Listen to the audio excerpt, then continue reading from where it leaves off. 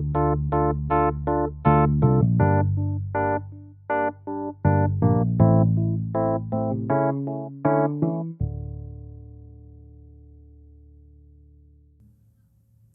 back to the What's Your One More podcast. Today we've got a pretty exciting topic to talk about. I'm joined by my co-host, Alex Stewart from Market Distillery Report. Thanks for being here. Yep, absolutely. So one of the things that we're hearing about is obviously inflation, right? And it's a tough topic to battle because really not many of us have lived through the depths of what we're at right now. But what we do know is there's this hidden thing in the background about employment that really isn't discussed enough. We get a really big number. We hear a lot of information about it. The news kind of drowns it out. And for the general audience, it's kind of confusing. Mm-hmm. But what you and I have tracked over at Market Distillery is that there has been an employment issue lingering, if you may, since about late 2017. And what I mean by that for our audience is the disparity between the amount of jobs that are available versus the people that want to work. Mm-hmm. And that is something really big because that not only impacts the political front, it absolutely impacts the monetary front. When I say monetary, I mean Federal Reserve and their decision making, because they're using unemployment as a benchmark as to when to stop doing some of the measures they're taking in raising the Fed funds rate right now.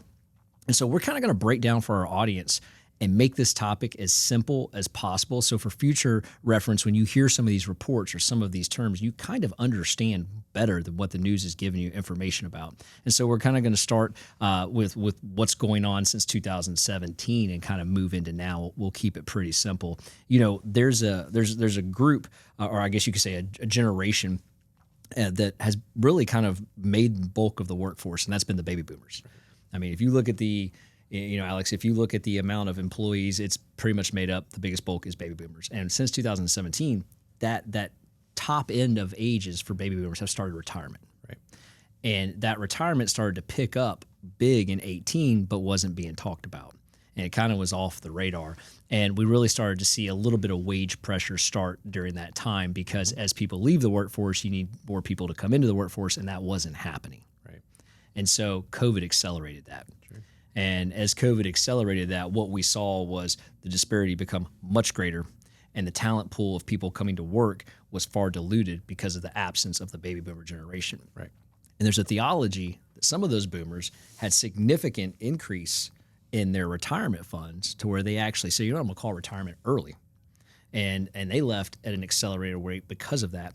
And now we have a gap in the workforce that has been really accelerated and widened deeper during COVID. And as we're in 22 right now, the ideology is it's not getting better.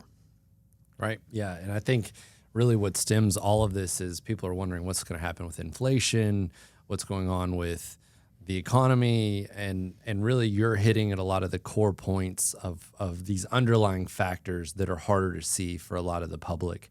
We look at the unemployment report that comes out, the inflation report that comes out. So we just had that Thursday, came in higher than expected. And, when you look at the projections are pretty much that it's just going to go straight down. I mean, a lot of people have been feeling that that inflation will continue to go down. But as you've pointed out, this is really a demographic issue. This is a trend that is going to stem there so talk to us a little bit about if you don't have enough employees, what happens to prices as a business owner? So it's wage inflation at its best. It's the pure definition. If we don't have enough employees that want to come to the workforce, we have to attract them some way, somehow. Either we over-glamorize the job itself, which is never good, or we overpay. And that's exactly what's happening right now, is that employers are overpaying. There's not a place you can go anywhere in the United States right now and not see help wanted signs more than you've ever seen them before. Right. And it's being a requirement to overpay for that, especially these entry-level positions. And I'm not talking about minimum wage increases or growth to economies of scale affordability. I'm talking flat out overpaying to get people to come to work, and it's not working. Right. Yeah. And there's a reason for that. Yeah, I saw a stat on the Wall Street Journal that said the average worker makes 15% more by changing jobs right now than they would if they stayed at their current job, which tells you everything that you need to know in terms of that 15% is being to try to lure a productive person from one job to the other. And I think the reason we have to talk about that is for the audience. Inflation, a lot of us just get this idea or something that's programmed into us is inflation just means the dollar is weakening. Well, there's reasons for that to happen. The reality is wage inflation is one of the biggest leaders of inflation. Because if you're paying people more money, they're going to do what? Yeah, they're going to spend more They're money. going to spend more gonna- money, yeah. right? They're going to spend more money. And if you're overpaying someone, they're going to overspend. And what's the reality is inflation is there's too much money being spent in the system. Yep. Well, it's being led by the wage war. And there's other things adding to it, but that's what's being the front runner here. And I think what we're about to show today to our audience and talk about is that doesn't give any signs of getting better soon. And that is the challenge that that I think presents this inflationary cycle that we're in right now compared to others. And obviously we know that what can happen as inflation gets worse or stays stagnant or whatever, stagflation, deflation.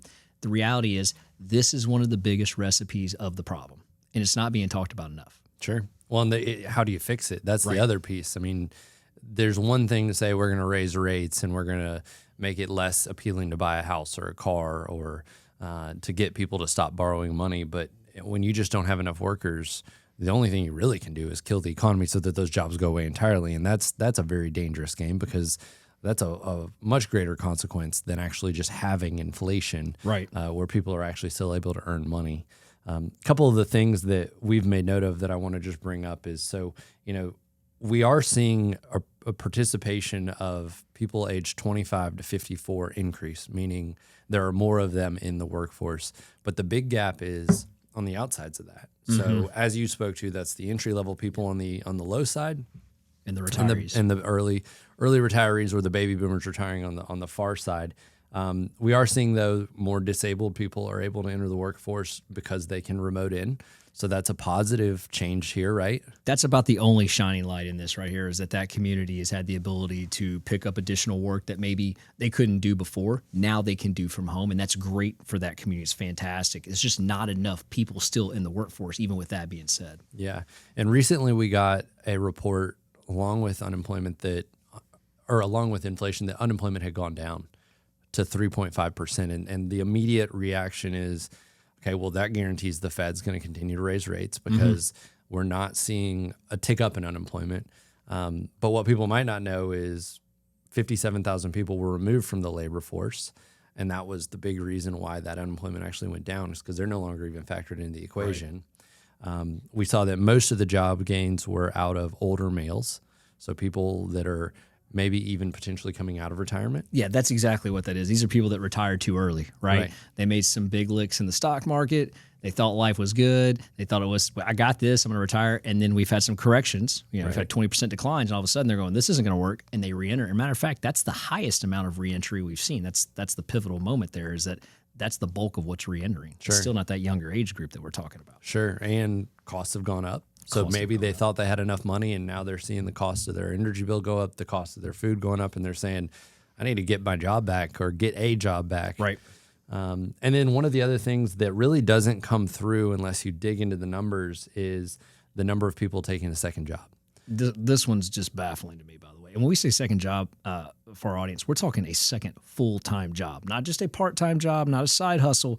We're talking about 2 full-time jobs running at the same time. Right. That actually gets reported to the government as a new job. So just to run through a few numbers here, in June of 2020, so we've sort of come out of COVID and we're in that summer trying to figure out where things are. We had 6 million jobs in the market that were being done. And then in September of 2022, it was 7.65. And these are the people that have 2 jobs. So that means that we've seen a 10% of the market become people that have 2 jobs, which is just a huge percentage of the people in the market working 2 jobs. Right. It's absolutely insane what is happening there, because that is not also helping inflation, because that's not productivity gains. Right. That is people working extra jobs to either keep up with the costs of what they've got around them, or just cheating the system, right? They're double timing their employer. They have 2 jobs. One employer doesn't know about the other employer, and they're working it. And I mean, just to kind of speak to that point, before we did this, we just Googled working 2 jobs. There's YouTube videos that show people how to work like 40 hours, 2 40-hour jobs in a 40-hour week, and selectively, cheat on the other employer and make it work. Do just enough to get by. And to your point, that's not producing anything. That's just enough to get by. Yeah, and a lot of people think that with inflation, it is stemming from too much demand. But at the end of the day, if we had a very productive employed workforce, what are they going to do? They're going to make more goods. They're going to increase the supply, and that increase in the supply of things is going to help to bring the cost down. This is the simplest form of when you hear people talk about GDP, this is the simplest form. We'll break it down for you real quick. It's the amount of employees in the workforce plus the output those employees can produce will equal your product for your GDP. Right. And if you think about this, if you have a low number of employees, a lower than traditional speaking, you're going to have a lower product output. That's going to increase the price of that product because it's a lower amount going down, and that's essentially what you're talking about. Yeah. What are your thoughts on this with the housing market? I mean, how do you think this translates to impacting the housing market and where we see things going in the future? I think every market is different. There's sub-markets that are much different, but I think if you live in a city that has a strong demand of let me back up, a city that has a strong unemployment rate. Meaning low. Low, yeah, thank you. The lower unemployment rate, you're going to be just fine. The housing market may grow stagnant for a little bit, just a little bit, until we get out of this rate conundrum that we're in, or at least get some stabilization, because it's extremely volatile up and down. They'll be fine. It's the ones that have high unemployment because people are not working. They're the ones that are going to be in problem. And do you think this is going to contribute to relocation continuing to be a factor as we go forward? Where absolutely, as long as we have work from home as an option, people are going to continue to flee to tax abatement states that have no state income tax, and then they're also going to look at the ones that are highly affordable. Yeah. When you measure certain cities compared to other cities, that are affordable versus non-affordable. The non-affordable usually also has a state income tax. It's weird how that works. And then you have states that are much more affordable that don't have a state income tax, and your dollar gets you more. That's always been the case. But now with inflation, cost of living, you add in all these different things, and maybe you're one of the people that's working 2 jobs. You figured it out. You can do that remotely. You can do that in a city that's going to provide better affordability. You live a better lifestyle. Yeah, it seems like we're getting to the point where also costs in bigger cities were always traditionally higher as well, and it's starting to make a lot more financial sense, even with housing costing more, right? So it looks like it costs more. To relocate to another area so that you can actually maintain your lifestyle and make your dollar go further. So I was talking to one of our counterparts in the West Coast in a city, and he said it's almost like the gears have just come to a halt, meaning the real estate it's not selling right now. It has completely stopped. Ironically, that same city has a very high unemployment rate, right? Very high. Now, I can say the city that we're sitting in right now, Jacksonville, Florida, where we're doing this podcast from, little different situation, right? We have one of the lowest unemployment rates in the state, one of the lowest in the country, and our real estate market, while it's not 2020, 2021, when you compare to the city and the person I was just speaking to, it's night and day. Right. And I think that kind of adds to your question of how is this going to affect real estate, and that's kind of what we're seeing happen currently right now. Yeah, and I think let's wrap up with this, but as a business owner, when you are talking to other business owners and they're trying to find advice, what do you think you would advise them? What are some of the lessons maybe you've learned as you've gone through this, or some of the things you're thinking about going forward that are important to address this? Well, let me kind of lead with this. So if you go back to 2006, 7, 8, 9, we had a similar real estate cycle, if you may, not similar, but it did have its ebbs and flows. The difference then is unemployment was high. People wanted a job, and the boomers were still highly active in that market. Right. And jobs were not aplenty. People were being laid off at massive rates. You come to today, and going back to that time, you could put an ad out for an entry-level position, and you could get 10, 20, 15, 30 people in a week apply for that job. And they were very qualified. In most cases, a lot of people during that time were hearing terms called you're overqualified for this position. You're just overqualified. You had management people applying for entry-level positions because they were overqualified, but they were desperately seeking a job. It couldn't be more opposite right now. You have that same position being advertised, no one applying, or maybe it's 1 to 2 people a week who are so underqualified for that role. As an employer, you're actually compromising the hiring process and the hire to take someone to fill a spot. You're actually hiring people to fill a spot, not to fulfill a spot. And that is a big difference. And that's why we're seeing a diluted marketplace right now when it comes, or the workforce. And that's a challenge. And I think that is a challenge that's going to continue for quite some time until this goes away. And to your point, like, hey, what makes this go away it's going to take the elimination of jobs, which is a very risky proposition, right? We've talked about that.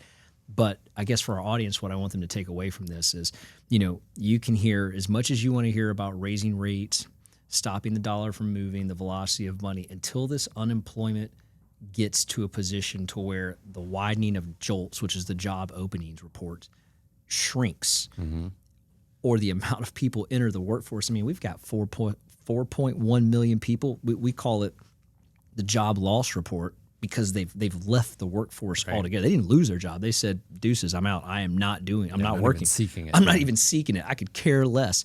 Until part of that 4.1 million re-enters this workplace, and we might be at this position for a little bit. Yeah. And so that's kind of my advice going into this is be very selective about who you hire and look to fulfill the position, not just fill it.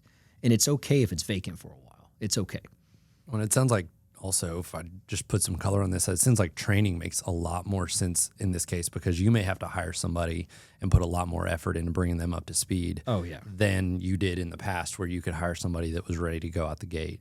Yeah, and I would say, if you're not growing, you're kind of dying, that old adage. And so learning right now is crucial.